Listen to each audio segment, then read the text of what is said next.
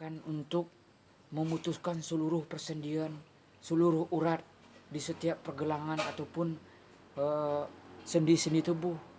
Di dalam silat Minang, kurambi digunakan seperti yang saya jelaskan di awal tadi, hanya untuk membunuh secepat kilat. Tidak perlu banyak gaya, tidak perlu banyak trik, banyak segala macam yang apalagi tadi memutuskan setiap persendian. Itu akan di dalam Islam pun dilarang mencelakakan ataupun dilarang menyiksa musuh sampai harus diputuskan seluruh persendian, seluruh urat yang ada di tubuhnya, itu menyiksa.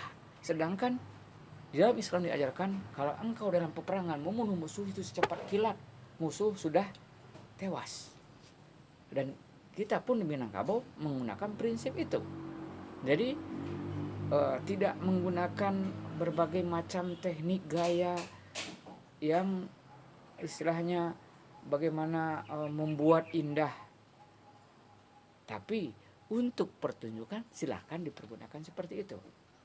Oke, kita kembali kepada kurambi tadi. Di luar sana banyak orang yang mengaku mengklaim kurambi dari daerahnya dan sebagainya. Ini saya perlihatkan sebuah contoh kerambit asli Minang yang bentuknya pun sangat sederhana. Mungkin jauh berbeda dengan berbagai macam jenis kurambi yang sudah diproduksi, dibuat hari ini dengan bermacam kombinasi, berbagai macam bentuk.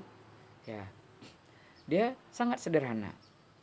Ini kurambi yang benar-benar asli dari Minangkabau.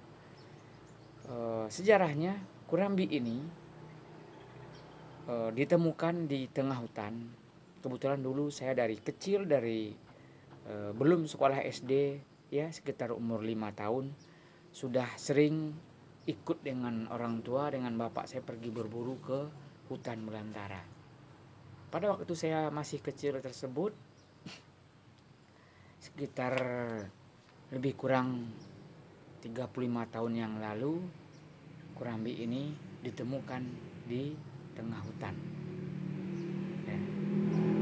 Dan kalau dilihat dari kondisinya pada waktu itu, kurambinya pun sudah lama ada di hutan tersebut, dalam artian mungkin terjatuh, mungkin tercecer oleh pemiliknya.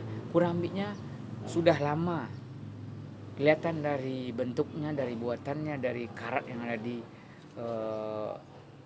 kurambinya sendiri sudah dalam keadaan lama sekali. Berarti kalau diperkirakan kurambi ini sudah berumur lebih dari 40